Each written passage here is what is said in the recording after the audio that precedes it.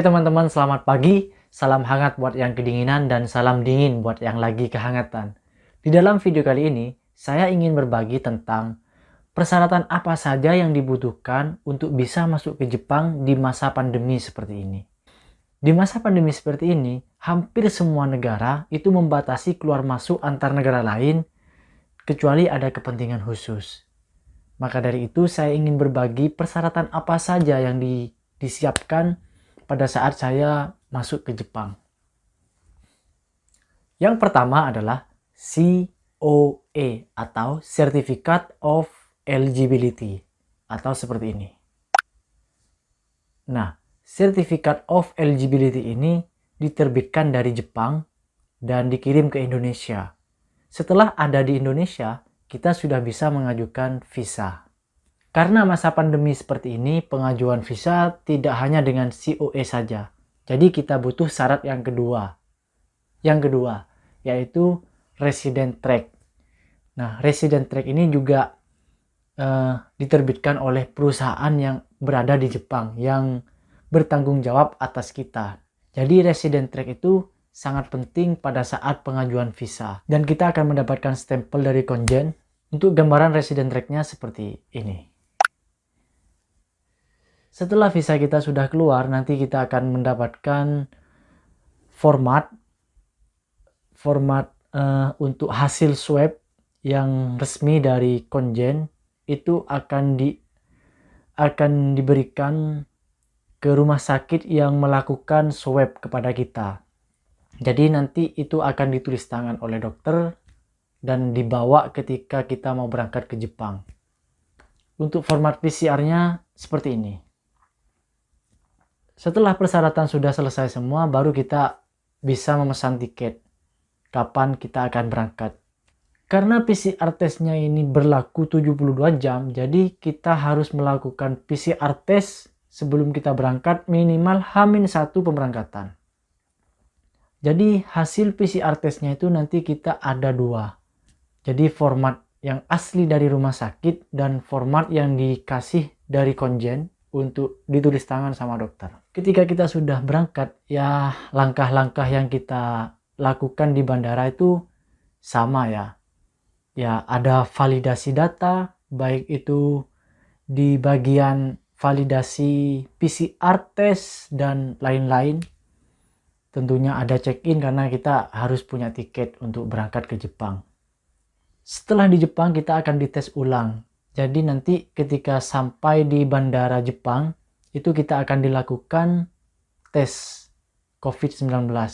Untuk tesnya ini berbeda ya. Jadi nanti kita diberikan cup dan corong.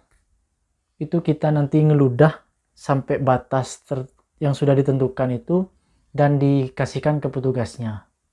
Setelah nunggu hasil tesnya dan hasil tesnya keluar, lalu kita bisa ke langkah-langkah selanjutnya yang dilakukan di bandara. Kita ikuti saja langkah-langkah yang dilakukan di bandara, itu sangat gampang sekali. Nanti ada petugas yang mengarahkan kita harus kemana dan kemana. Kita tidak perlu bingung. Dan langkah terakhir nanti kita akan menukarkan Certificate of Eligibility kita dengan Zairyo Card atau KTP seperti di Indonesia. Dan kita akan mendapatkan buku panduan pemagang kerja teknis. Seperti ini. Kalau dari Indonesia warnanya oranye. Kalau dari Vietnam warnanya hijau toska. Kalau dari negara lain saya kurang tahu. Setelah semuanya selesai, kita akan dijemput oleh orang-orang perusahaan yang bertanggung jawab kepada kita. Jadi kita tidak boleh ikut kendaraan umum. Oke, terima kasih. Itulah tadi persyaratan apa saja yang kita butuhkan ketika mau masuk ke Jepang. Tidak hanya di situ saja, setelah kita sampai di Jepang, kita harus karantina 14 hari. Untuk karantinanya ini kita tidak perlu khawatir karena semua fasilitasnya sudah disiapkan oleh perusahaan. Nah, seperti apa untuk kegiatan karantina selama 14 hari nanti akan dijelaskan oleh teman saya yaitu Nuzul Wahyudi. Ini dia.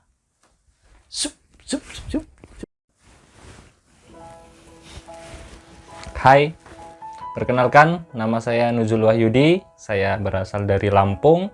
Saya lulusan dari Stikes Mitra Lampung. Saat ini saya sedang berada di Jepang. Saya di Jepang ini mengikuti program magang dari Universitas Muhammadiyah Malang. Saya datang ke Jepang pada tanggal 29 Oktober. Kemudian dari tanggal tersebut hingga saat ini saya menjalani karantina selama 14 hari dan ini adalah hari karantina ke-10 saya. Di Jepang selama karantina kita tidak boleh melakukan kegiatan seperti ngobrol sama orang lain gitu, terus keluar dari tempat karantina dan pokoknya menjaga physical distancing. Terus selama karantina juga ada kegiatan yang yang biasanya kita lakukan, yaitu ngambil makan.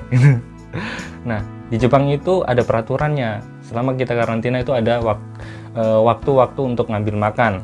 Nah, seperti kalau sarapan pagi itu jam 7.30 kita harus mengambil makan di lantai bawah gitu kan.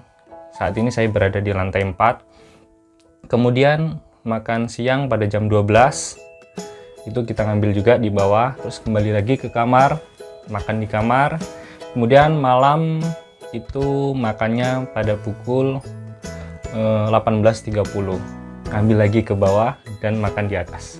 Setelah itu kita kembalikan lagi alat-alat makan kita, kemudian kita beraktivitas di kamar.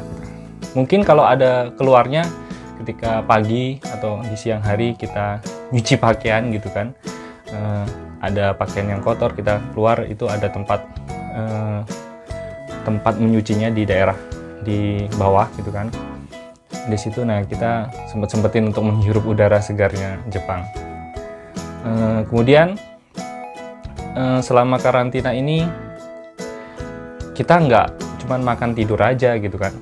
Dari pihak perusahaan ini kita diberi tugas PR gitu kan, ada gitu, seminggu itu bisa 2-3 kali tugas gitu kerjain. Nah gitu di sela-sela kita di kamar, daripada kita bosan itu kita diberikan tugas fotokopian, kemudian ada melalui Google Form gitu yang dikirim ke grup-grup chat. Nah itu kita kerjain. Selama karantina memang membosankan ya, karena kita kegiatannya hanya di kamar saja, berinteraksi dengan teman aja sangat terbatas gitu loh. Mungkin berinteraksi dengan teman itu ketika kita ngambil makan terus nyuci, ya begitu gitu kan. Kita di Jepang juga ada peraturan ketika malam hari kita tuh dari jam 8 itu udah nggak boleh ada kebisingan gitu kan. Biasanya orang Jepang jam 8 itu sudah tidur, jadi kita harus mengikuti pola hidup orang Jepang, yaitu jam 8 tidur. Walaupun ada beberapa dari kami itu kadang ada yang belum bisa tidur gitu kan, ya tapi ya hanya di kamar diam saja nonton TV dengan volume kecil gitu. Tapi kebanyakan kami menjalani aktivitas dengan baik